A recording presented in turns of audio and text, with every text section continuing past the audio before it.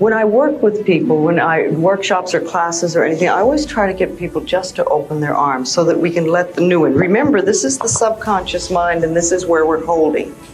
So this is saying nothing new will get in. So I always like to feel that I'm open and receptive to new ideas, and I'm willing to learn, and I'm willing to change, and I'm willing to grow.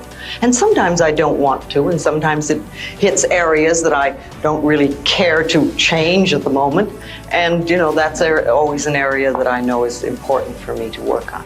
To me, I think enlightenment is letting go of all the things we believe that are not benefiting us in life, or that are barriers to our life, to the good things in life, and to release them one by one and just think, I don't have to believe that anymore, or do I want to believe that anymore? And making a conscious choice.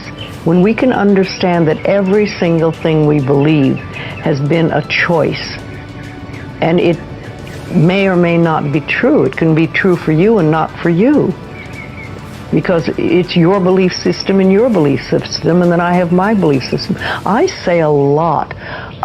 That may be true for you, it's not true for me. I may not say that out loud, but people are doing things or saying things, and I think that to myself a lot. And also, it has nothing to do with me. Whatever's going, that has nothing to do with me, because I'm under the law of my own consciousness. This is my pathway, and you have your pathway, you have yours, everybody does. So we're all on a journey, and I think the more conscientious we are about it, and the more conscious choices we make, the better our journey is, or the easier, or the swifter, or we get more goodies, or we have better health.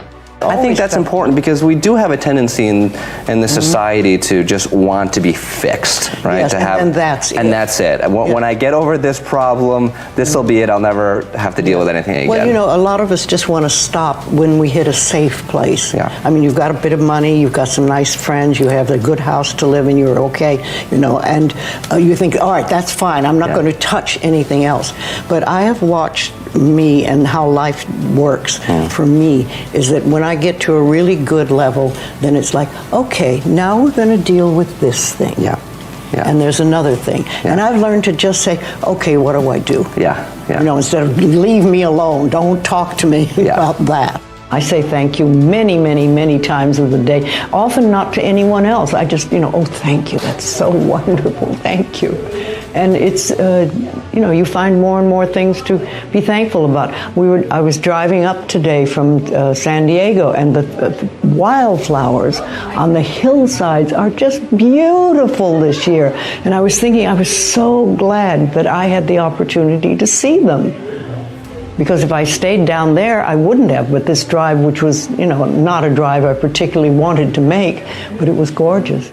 I think it really starts with realizing that you don't love yourself, that most people don't. Most people feel they're not good enough, that they haven't done it right, they won't do it right, they'll never be enough, and they're definitely not lovable. And when we come from that space, it's very hard to create things for ourselves that are really good. So in the early days when I worked with people, I used to fix this problem and fix that problem, and you'd have this, a health thing, and we'd work on that and we'd work on this. And one day I discovered, much to my amazement, that if I would help people learn to love themselves, to really accept themselves as they are, we didn't have to work on problems, because it was almost like a miracle. Everything seemed to fall away. It's a hard one for people, because we grow up believing that we're not good enough and nothing is right. I remember lots of times I would ask people, well, what is really wrong with you? What have you done that is so terrible that you're not acceptable to yourself? And I never, ever got an answer that made any sense. You know, they might say something like, well, I'm too fat. Well, so, you know, but when you talk about loving yourself, a lot of people think that that's vanity, but it isn't really. It has nothing to do with that. That is narcissistic. But to really care for you and to acknowledge that you are an important being. It's almost like in the Bible they would say, you recognize that you are a child of God, that therefore you are perfect. But even if you're not a biblical person, if you can recognize that you are a being that has self-worth, if you can really recognize your own worth, then you start to treat yourself differently. And I think that's what's so very important about loving yourself, is you stop beating yourself up, you stop making yourself wrong, you stop talking about how awful you are, and you stop saying things like, I'm really stupid and stuff, and you start to treat yourself with a certain amount of respect. And this makes an enormous difference, because what you give out in life is what comes back to you. So if you're giving out a feeling of, I'm okay, I'm good enough as I am, and I am acceptable, and I love life, and I love me, and you start having gratitude for yourself and for life, then life treats you differently, because you are having a different vibration that you're giving out and getting back. And that's when things really start to flow. Now, a lot of people don't realize it, but you have to practice. You just have to start it. And that's why I try to get people to do a lot of mirror work.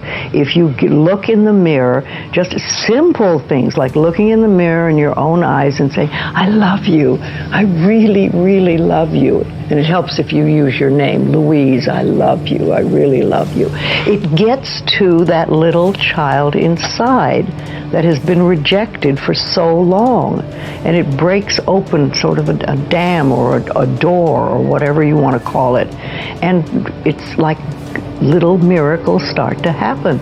Lots of little good things happen, and the universe loves grateful people. The more grateful you are, the more you get to be grateful about.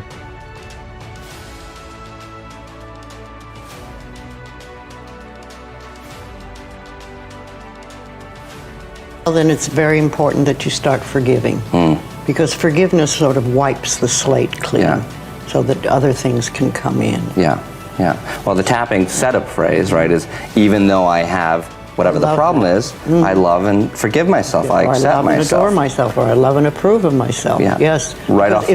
That's to me like the mirror work that I do, or have people do also, is to look in the mirror and look into your own eyes and start with something really simple but difficult, like I love you, I really, really love you. And most people can't do that at all, because it's just too painful. They have all these messages back here that says you're no good and you can't be, and besides your makeup isn't on right, or you forgot to shave today or something, you know.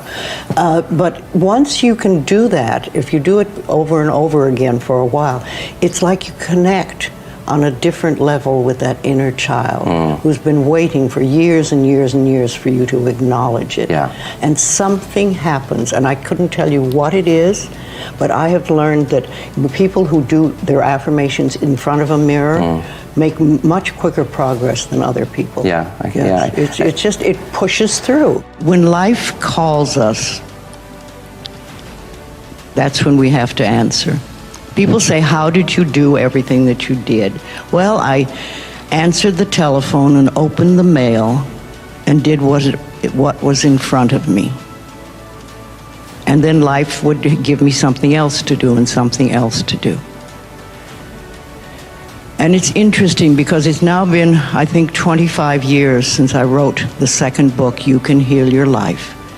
And in that period of time, that book alone has sold 40 million copies worldwide.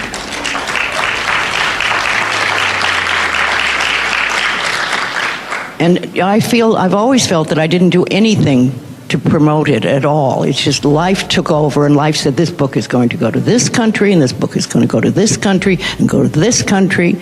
And it's gone many, many places all over the world. I even have 2 Chinese versions. There's the Chinese version of traditional China, and then there's the Chinese version of the Taiwan, which is the new China. You never know where life is going to take your work. And I think that it's important that you don't go into it to say, how much money can I make? Oh, I'm going to be rich. I've got to do this. Because books don't make you that rich. But what they do is open the world to you. And my thought has always been, how can I help the people? How can I help the people? And I think if you come from that point of view, it becomes a lot easier.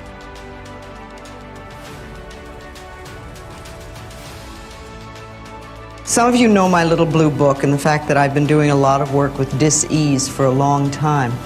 And for every part of the body, there is a mental pattern. And for every dis-ease in the body, there is a mental pattern. And when you know what they are, you can begin to change the mental patterns so that you can change the dis-ease. You see, we don't want to be sick. Now, that's a blanket statement. Sometimes people do want to be sick because it's a good way to get out of something. The rest of us know how to say no. If you don't know how to say no, you may have to create an illness in order to say no. Because we've made in society, we've made that a legitimate way of getting out of things. But basically, we do not want to be ill, and yet we need every dis-ease that we have, because it is the body's way of telling us that there is a false idea in consciousness. Something that we're doing, something that we're believing, something that we're saying is not for our highest good. And the body is saying, please, and it's sort of almost like tugging, saying, pay attention. So, when we know what these patterns are, it gives us again a choice of whether we wish to do something about it or not.